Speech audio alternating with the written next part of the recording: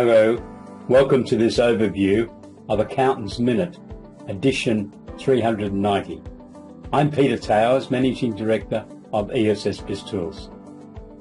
The theme of this edition is Guide SMEs Through Challenges. Your advisory role matters. It matters indeed. And the key emphasis, we believe, should be on financial and commercial advisory services.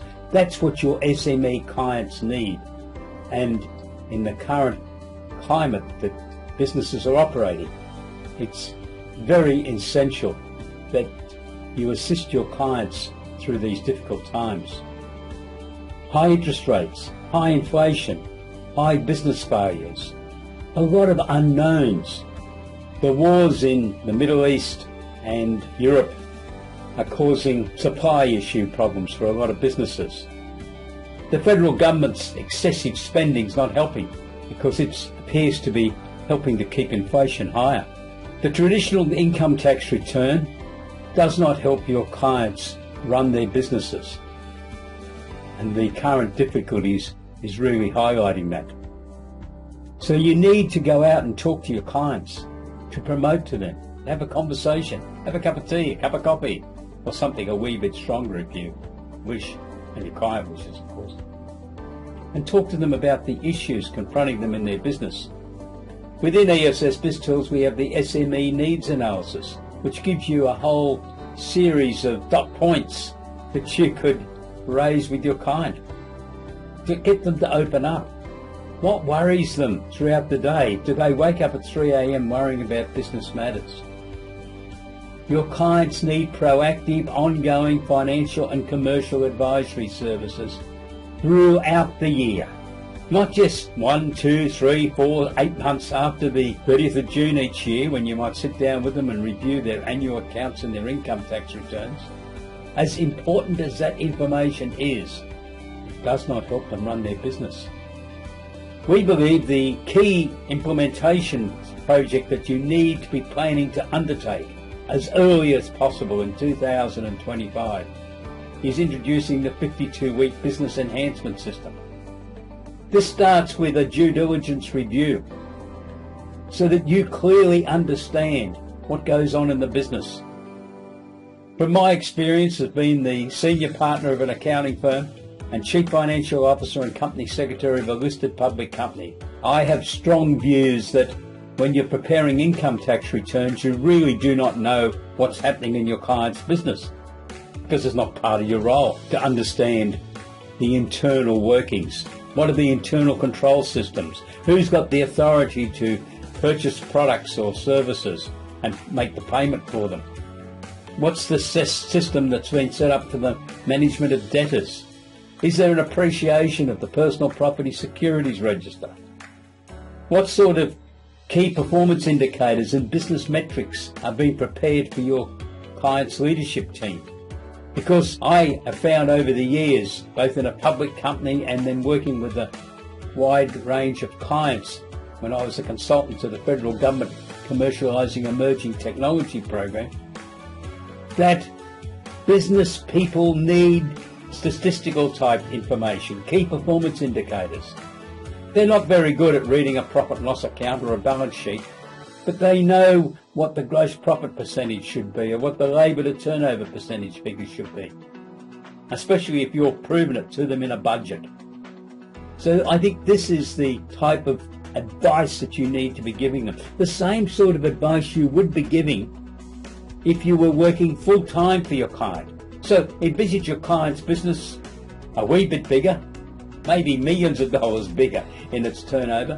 What would you be sitting there doing all day as the internal accountant or the internal chief financial officer? That's the role, in a minor part of course, that we envisage that your accounting firm can deliver as the virtual chief financial officers, to assist your client to survive and thrive in business, to scale up if that's what they wish to do. So the next phase of this 52-week business enhancement system is a proper business plan, prepared with the leadership team, not just prepared by you in the back room and presented to your clients. That's not a business plan. You want a document that the leadership team's got their fingerprints all over, that they've endorsed it, because they are the key group that are going to implement it. And it needs to be reviewed every year, not thrown in the bottom drawer. And in fact, it needs to be updated each month in a review of the action plan. We need predictive accounting reports, budgets, key drivers, which is the key sub-accounts, your inventory, raw material, finished products, debtors, creditors, capital expenditure, research and development, export market development activities, the planning going into an overseas market. Any of those key areas which normally end up tying up a lot of money need to be separately analysed, and they are in a good budget cash flow forecast approach. And of course then we've got the cash flow forecast and the projected balance sheet. And then we suggest you should be looking at what daily reports are circulated. Leadership team people need information.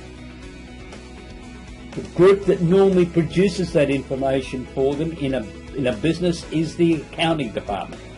That's why I've listed it as part of your priorities to look at this, to implement a daily report that keeps the leadership team involved.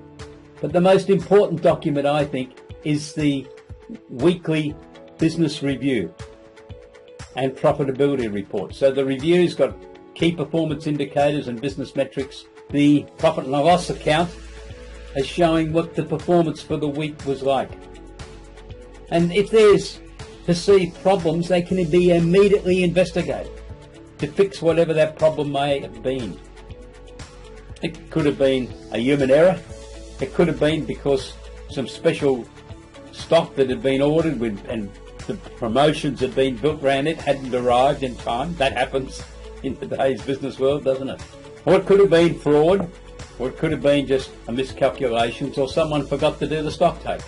But the important thing is that you and the team get a result within a couple of days of the end of the weekly period. You've understood what went wrong, so it can be fixed. Now think about what happens in most cases with an SME. They don't have that feedback 2 days after the end of the week that here's the result and gee, we only made 24% gross profit percentage. We thought we were going to make 36%. Then there should be an investigation as to what caused that drop of 12%. Your client doesn't get that, do they? In the normal business operations without an accounting involvement, they don't have that information. So we go on for the full 12 months in lots of cases, and then you prepare the annual set of accounts probably 4, 5, 6, maybe 8 months after the end of the financial year, and you say to your client, gee, the gross profit percentage was down a bit this year. We thought you'd be getting around, and you told me you'd be getting around 34 to 38%. Well, you've only got 23 to 24%. What went wrong? It's too late. Too late to fix it. It's all gone. So this is the theme of this edition of Accountant's Minute, to alert you to these types of issues and to say to you, what can we do? What role can you play in delivering key advisory services to your clients?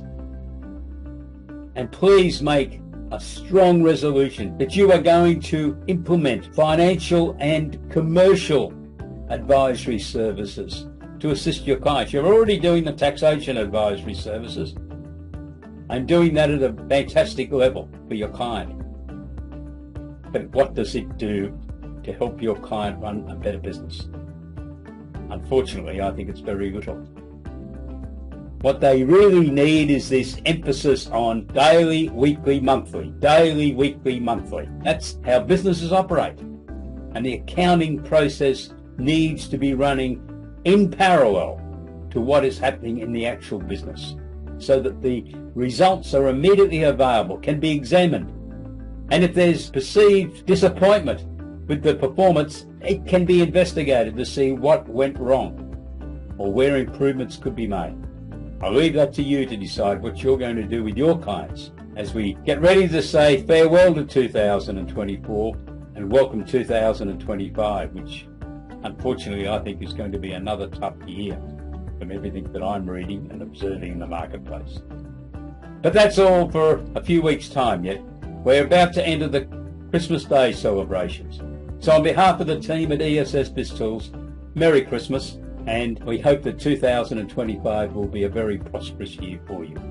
This is our last edition of Accountants Minute for 2024. We will be back with news of the accounting and small business markets around the 15th of January 2025. Have a great Christmas and a Happy New Year. Goodbye.